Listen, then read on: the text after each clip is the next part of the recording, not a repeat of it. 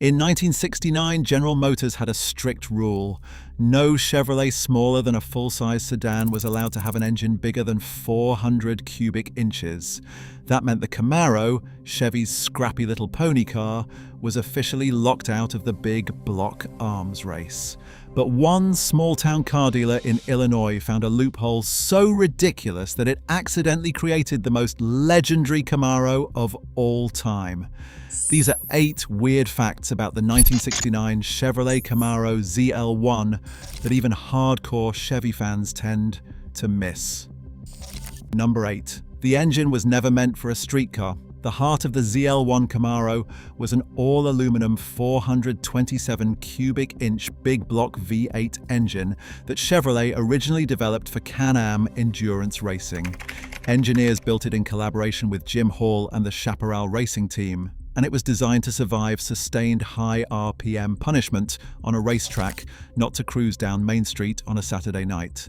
The engine featured an aluminum block with steel cylinder liners, aluminum open chamber heads, a massive 850 CFM Holley 4-barrel carburetor, and a compression ratio of 12.5 to 1.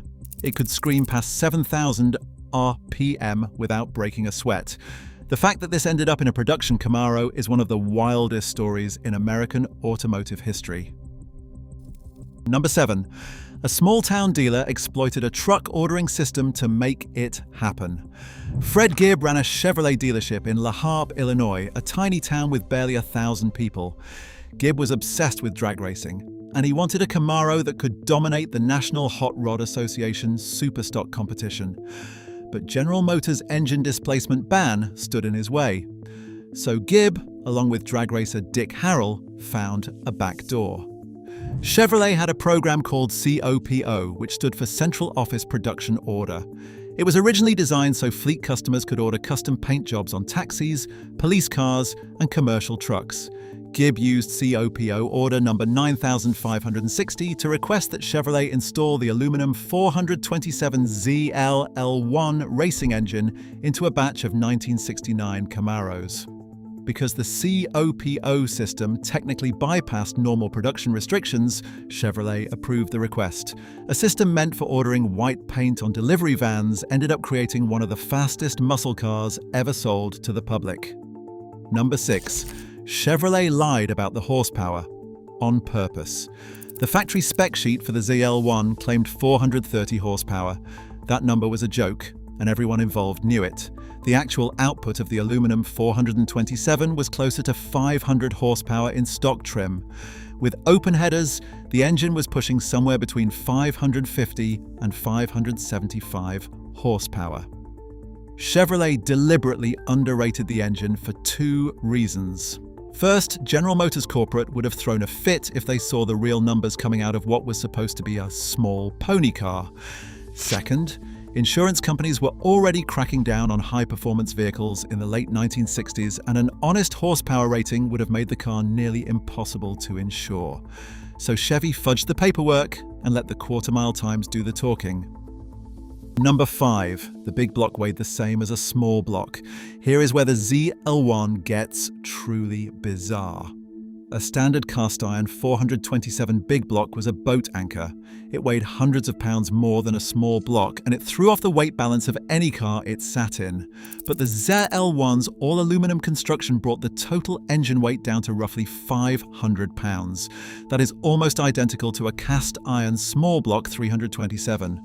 So Camaro owners were getting big block cubic inches and big block horsepower with small block weight.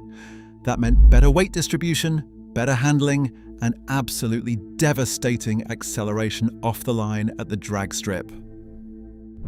Number 4. The car cost more than 2 Camaros. A base 1969 Chevrolet Camaro started at around $2,700. The ZL1 option package alone added $4,160 to that price, bringing the total sticker to roughly $7,269. For context, you could walk into a Chevy dealer in 1969 and buy 2 fully loaded Camaros for less than 1 ZL1. That $4,160 option in today's money would be over $35,000 just for the engine swap on an otherwise basic car. Here is the kicker. For that kind of money, you did not get leather seats, a fancy radio, or a plush interior. The cabin had a plain black vinyl finish with no radio panel. You were paying almost exclusively for what was under the hood. Number 3. The dealer who ordered them couldn't even sell them. Fred Gibb submitted a COPO order for 50 ZL1 Camaros because National Hot Rod Association rules required a minimum of 50 units for a car to qualify as a production vehicle eligible for superstock racing. He got his 50 cars, but there was a problem. Almost nobody wanted to pay $7,200 for a stripped-down Camaro in 1969, no matter how fast it was. Gibbs' dealership in tiny La Harpe, Illinois, managed to sell just 13 of the 50 cars. The remaining 37 had to be sent back to Chevrolet, who redistributed them across dealer networks around the country. Some dealers pulled the engines out and sold them separately just to recoup costs. In total, only 69 ZL1 Camaros were ever produced, a number that coincidentally matched the 1969 model year. If you are finding this interesting, hit subscribe. We cover classic car history like this every week. Now here is where things get really weird. Number 2. It was a total sleeper. If you walked past a ZL1 Camaro parked on the street in 1969, you would have had no idea what you were looking at. Chevrolet did not attach any RS badges, SS badges, or engine displacement emblems to the fenders. The aluminum ZL1 engine block was left unpainted in its natural silver finish instead of the standard Chevy orange, but you would never see that unless you popped the hood. From the outside, it looked like a completely ordinary base model Camaro, plain and unassuming. No stripes, no scoops, no screaming graphics, just a plain pony car that happened to have a 550 horsepower Can-Am racing engine hiding underneath. That made it one of the most effective sleeper cars Detroit ever accidentally created.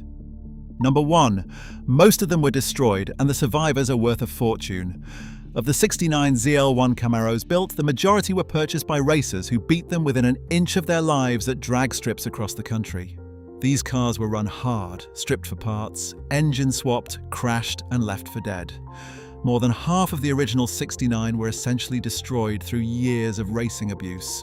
The ones that survived intact became some of the most valuable American muscle cars on the planet. A restored, numbers-matching 1969 Camaro ZL1 sold at Mecum auctions for $3.14 million. Even well-used examples in decent condition regularly fetch between $600,000 and $850,000. A car that nobody wanted to buy for $7,200 in 1969 is now worth more than most houses in America. And that is the story of the 1969 Chevrolet Camaro ZL1. A car that General Motors never approved, a dealer could barely sell, and the drag strip nearly wiped off the face of the earth. If you want to see more stories like this, click the video on screen now.